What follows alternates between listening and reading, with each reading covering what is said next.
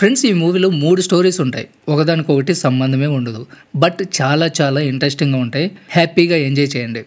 ఒక అమ్మాయిని చూపించడంతో movie start అవుతుంది. ఆమె పోలీసుల నుంచి తప్పించుకుని పారిపోతూ ఉంటుంది. కొంచెం దూరం వెళ్ళిన తర్వాత ఆమె వెనక్కి తిరిగి చూస్తుంది. పోలీసులు ఆమె ఇంటిని కాల్చేస్తూ ఉంటారు. ఆ ఇంట్లో ఆమె అమ్మా నాన్న కూడా ఉంటారు. అలా ఆమె పరిగెడుతూ వేరే ఊరికి వెళ్ళిపోతుంది. అయినా కూడా పోలీసులు ఆమెను వెంటాడుతూనే ఉంటారు. ఆమె పోలీసుల నుంచి తప్పించుకుని పారిపోతూ ఉంటుంది. అలా పరిగెడుతూ ఒక ఇంట్లోకి వెళ్తుంది. అక్కడ ఒక మహిళ ఆమెను చూసి, "నువ్వు ఎవరమ్మా? ఇక్కడ ఏం చేస్తున్నావు?" అని అడుగుతుంది. అప్పుడు ఆమె, "నాకు పని కావాలి" అంటుంది. ఆ మహిళ, "నీ పేరేంటి?" అని అడుగుతుంది. అయితే ఆమె తన అసలు పేరు చెప్పదు. తన పేరు కుచిపారు అనే అబద్ధం చెప్తుంది. తర్వాత ఆ మహిళ కుచిపారుని తన ఇంటికి తీసుకెళ్తుంది. ఆమె వాళ్ళ ఇంట్లోనే పని చేస్తూ అక్కడే ఉండిపోతుంది. కొన్ని రోజుల తర్వాత రాఘవన్ అనే వ్యక్తి తన ఇంటికి తిరిగి వస్తాడు. అతను కుచిపారుని చెడు దృష్టితో చూస్తూ ఉంటాడు. అదే ఇంట్లో పక్షవాతానికి గురైన ఒక పెద్దాయన కూడా ఉంటాడు. అయితే ఆ ముసలి వ్యక్తి కూడా కుచిపారుని చెడు దృష్టితోనే చూస్తూ ఉంటాడు. వీటన్నిటి మధ్య కూడా కుచిపారు అదే ఇంట్లో ఉండి పని చేసుకుంటూ జీవనం కొనసాగిస్తూ ఉంటుంది. కొన్ని రోజుల తర్వాత వాసు అనే వ్యక్తి ఆ ఇంటికి వస్తాడు. వాసు ఆ ఇంటి వారసుడు. అతడు జెంటిల్మెన్. అంటే వాసు కుచిపారుని చెడు దృష్టితో కాకుండా ఆమెను మనస్ఫూర్తిగా ఇష్టపడుతూ ఉంటాడు. ఒకరోజు వాసు స్నానం చేయడానికి ఒక చెరువు దగ్గరికి వెళ్తాడు. కుచిపారు కూడా అతనితో పాటు అక్కడికి వెళ్తుంది. అక్కడ ఆమె తన ఫ్యామిలీ గురించి ఆలోచిస్తూ ఉంటుంది. ఈలోగా మాధవన్ అనే వ్యక్తి అక్కడికి వచ్చి ఆమెను పక్కకు తీసుకెళ్లి మాట్లాడతాడు. "పోలీసులు మన పార్టీ వాళ్ళని కొడుతున్నారు. పెద్ద జాతి వాళ్ళు మనల్ని బ్రతకనివ్వరు. అలాగే వాళ్ళు మనల్ని ఆపలేరు. నువ్వు కొన్ని రోజులు ఇక్కడే ఉండు" అని చెప్పి ఆమెకు ఒక లెటర్ ఇస్తాడు. "దీన్ని నువ్వు కొచ్బీకి ఇవ్వు. అతను కూడా మన మనిషే. ఈ ఇంట్లోనే ఉంటాడు. అతను మన కోసమే పనిచేస్తున్నాడు" అని చెప్తాడు. కొచ్చాబి ఈ లెటర్ని మన పార్టీ వాళ్ళకి చేరవేస్తాడు అని చెప్తాడు. తర్వాత మదనన్ తనతో పాటు వచ్చిన వ్యక్తులు అక్కడి నుంచి వెళ్ళిపోతారు. నెక్స్ట్ సీన్లో అవకాశం చూసి కుచిపారు గన్ను తీసుకుని పక్షవాతం వచ్చిన ఆ పెద్దాయన దగ్గరికి వెళ్తుంది. ఆ ముసలాయనికి గన్ను గురిపెట్టి, "ఈ గన్నుతో నువ్వు ఎంతమంది కమ్యూనిస్టు పార్టీ వాళ్ళని చంపుకుంటావు? ఇప్పుడు చూడు నీ పరిస్థితి ఎలా ఉందో. సొంతంగా నీ చేయిని కూడా కదిలించలేవు. రాబోయే రోజులు మా పార్టీదే" అంటుంది. ఇంకోవైపు రాఘవన్ ఎప్పుడు అవకాశం వచ్చేటప్పుడు కుచిపారుని టచ్ చేస్తూ ఉంటాడు. ఒకరోజు అవకాశం చూసి కుచిపారు కుచిబీకి లెటర్ ఇస్తుంది. తర్వాత ఆమె తన పని చేసుకుంటూ ఉంటుంది. రాఘవన్ అక్కడికి వచ్చి ఆమెని హత్తుకుంటాడు. ఆమె అతనికి దూరంగా వెళ్తూ ఉంటుంది. తర్వాత రాఘవన్, "కొన్ని రోజుల్లో ఈ ఇంట్లో కూచిపూడి నాట్యం జరగబోతుంది. ఆ రోజు అందరూ ప్రోగ్రాంలో బిజీగా ఉంటారు. నువ్వు ఇంటి వెనకాల ఉన్న పడవ దగ్గరికి రా, మనల్ని ఎవరో చూడరు" అంటాడు. తర్వాత రోజు ఆ ఇంటికి ఒక పోలీస్ ఆఫీసర్ వస్తాడు. అతను అక్కడికి పార్టీ చేయడానికి వచ్చుంటాడు. మాటల్లో రాఘవన్తో, "మొన్న నేను ఒక కమ్యూనిస్ట్ పార్టీ వ్యక్తిని తరిమి కొట్టాను" అని చెప్తాడు. "అదే నువ్వు కల్లారా చూడాల్సిందంటాడు." అయితే అక్కడే కుచిబీ కూడా ఉంటాడు. పోలీస్ ఆఫీసర్ మాట్లాడేది విని అతనికి బాగా కోపం వస్తుంది. అతని కోపాన్ని పోలీస్ ఆఫీసర్ గ్రహిస్తాడు. వెంటనే అతన్ని కాల్తో తంతాడు. అప్పుడు అతని దగ్గర ఉన్న లెటర్ కింద పడిపోతుంది. పోలీస్ ఆఫీసర్ ఆ లెటర్ తీసుకునేలోగా కుచిబీ దాన్ని నమిలి మింగేస్తాడు. అది చూసిన తర్వాత ఆ పోలీస్ ఆఫీసర్కి ఇంకా కోపం ఎక్కువైపోయి బాగా కొడతాడు. ఈలోగా రాఘవ ఇంట్లోకి వెళ్ళి గన్ను తీసుకొచ్చి కుచిబీని చంపబోతాడు. అప్పుడు ఆఫీసర్ అతన్ని ఆపి కుచిబీని స్టేషన్కి తీసుకుని వెళ్తాడు. తర్వాత ఆ రాత్రి మాధవన్ ఇంకొంతమంది మనుషులు కుచిపారుని కలవడానికి వస్తారు. మాధవన్, "నువ్వు ఇక్కడ ఉండడం ప్రమాదం. ఎంత తొందరగా వీలైతే అంత తొందరగా ఇక్కడి నుంచి వెళ్ళిపోమని చెప్తాడు. అయితే అదే సమయంలో వాసు వాళ్ళు మాట్లాడుకోవడం చూస్తాడు. ఆమె ఇంట్లోకి వెళ్తున్నప్పుడు వాళ్ళు ఎవరు అని ఆమెను అడుగుతాడు. కానీ ఆమె వాళ్ళ గురించి చెప్పకుండా అతన్ని డైవర్ట్ చేయడానికి అతనికి ముద్దు పెట్టుకుంటుంది. ఇంకా డైవర్ట్ చేయడానికి అతనితో ఆ రాత్రి కూడా గడిపేస్తుంది. తర్వాత రోజు ఉదయం ఆ ఇంట్లో ఒక పెద్దవిడ పిల్లలకి పాండవ వనవాసం గురించి చెప్తూ ఉంటుంది. కొంచెం స్టోరీ చెప్పిన తర్వాత మిగతా స్టోరీ ఆ రాత్రి నాటకంలో చూడమని చెప్తుంది. తర్వాత కొంతమంది కథాకళ ఆర్టిస్టులు అక్కడికి వస్తారు. వాళ్ళు ప్రోగ్రామ్కి రెడీ అవుతూ ఉంటారు. కుచిపారు తన పని చేసుకుంటూ ఉండగా రాఘవన్ ఆమె దగ్గరికి వెళ్ళి, "కథాకళి ప్రోగ్రామ్ స్టార్ట్ అవ్వగానే నువ్వు ఇంటి వెనకాలకి వచ్చాయి. నేను అక్కడ నీ కోసం ఎదురు చూస్తూ ఉంటాను" అని చెప్తాడు. సో మరి కొంచెం సేపట్లో అక్కడ ప్రోగ్రామ్ స్టార్ట్ అవుతుంది. ప్రోగ్రామ్ స్టార్ట్ అయిన తర్వాత కుచిపారు లేచి అక్కడి నుంచి వెళ్ళిపోతుంది. ఆమె వెళ్ళడం చూసి రాఘవన్ కూడా ఆమె వెనకాలే వెళ్తాడు. అక్కడికి వెళ్ళిన తర్వాత ఆమె ఒక నది దగ్గర కూర్చుని ఉండడం చూస్తాడు. రాఘవన్ ఆమె భుజం మీద చేయి వేసి మొహం చూడగానే అక్కడ ఆమె ఉండదు. మాధవన్ ఉంటాడు.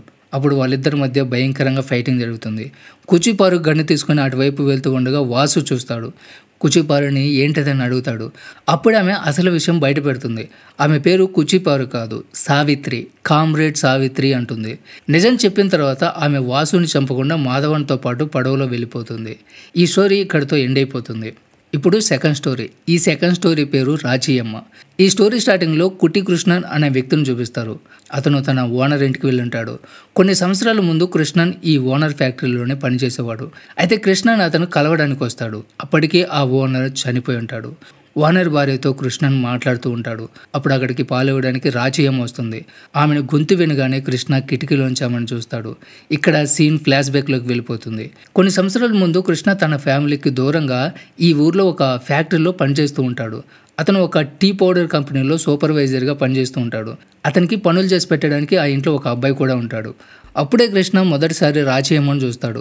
రాచీయమ్మ విషయానికి వస్తే ఆమె తమిళ్, మలయాళం రెండూ కలిపి మాట్లాడుతూ ఉంటుంది. ఎందుకంటే ఆమె తల్లిదండ్రులు ఒకరు తమిళ్, ఒకరు మలయాళీ. ఆమె తల్లిదండ్రులు చనిపోయిన తర్వాత ఆమె అదే ఊర్లో ఉంటూ కొన్ని ఆవులు కొనుక్కొని వాటి పాలు తీసి అమ్ముతూ ఉంటుంది. అదేవిధంగా ఇంకొంచెం ఎక్కువ డబ్బు సంపాదించడం కోసం ఆ ఊర్లో ఉన్న కొంతమందికి డబ్బులు వడ్డీగా అప్పుగా ఇస్తూ ఉండేది. తర్వాత రాచీయమ్మ పాలు ఇవ్వడానికి కృష్ణ ఇంటికి కూడా వచ్చేది. అలా వాళ్ళిద్దరి మధ్య మంచి స్నేహం ఏర్పడుతుంది.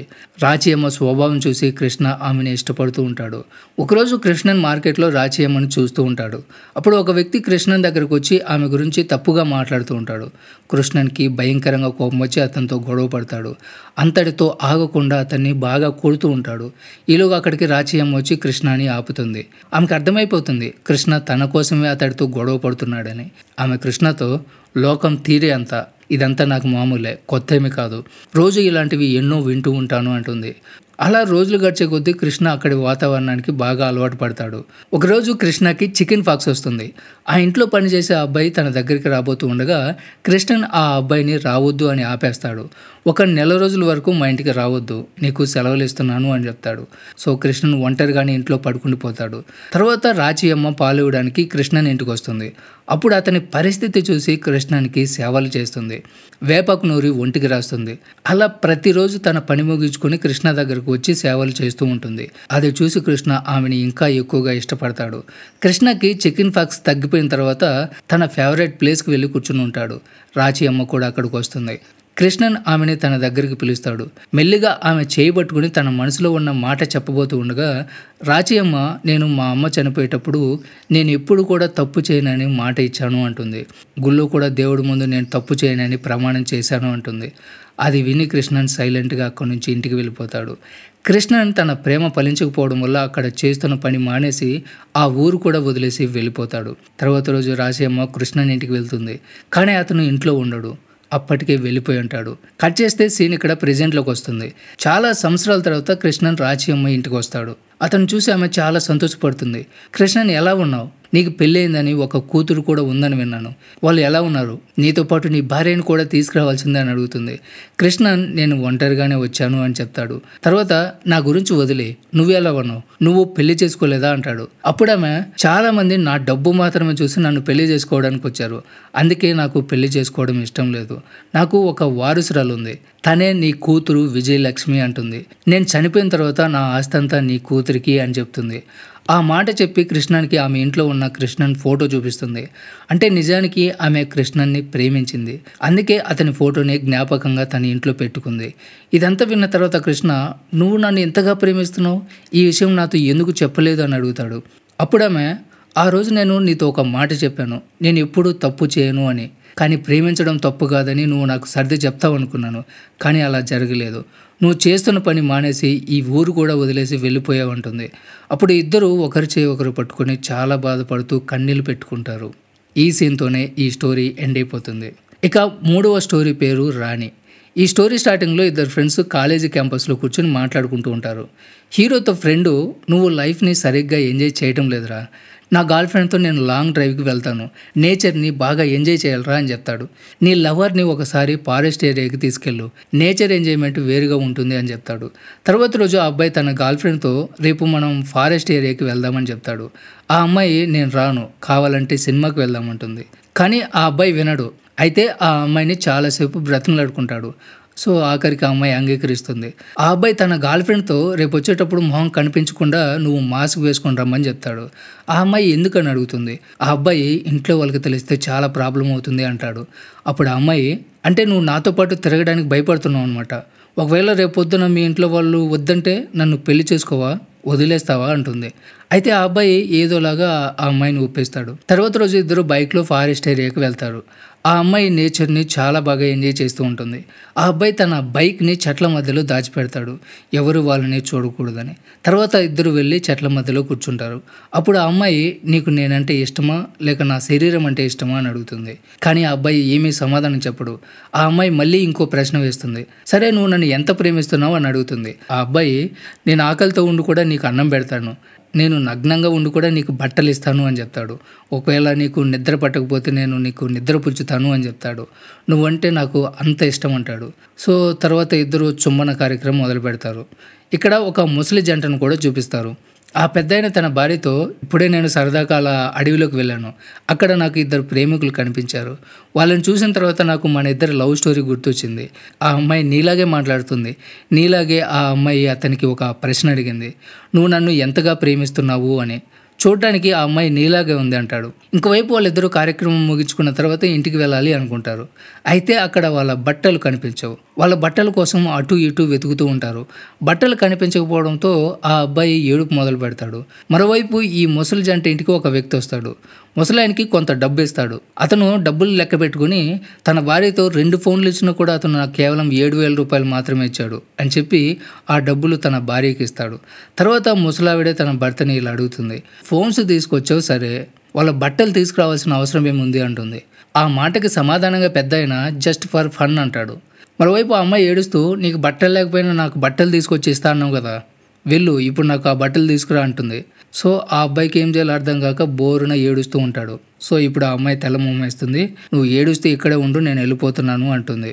ఈ సీన్తోనే మూవీ ఎండ్ అయిపోతుంది. ఈ 3 స్టోరీలో మీకు ఏ స్టోరీ నచ్చిందో కింద కామెంట్లో చెప్పండి. సో ఇది ఫ్రెండ్స్ ఇవాళ video. Don't forget subscribe. Thanks for watching.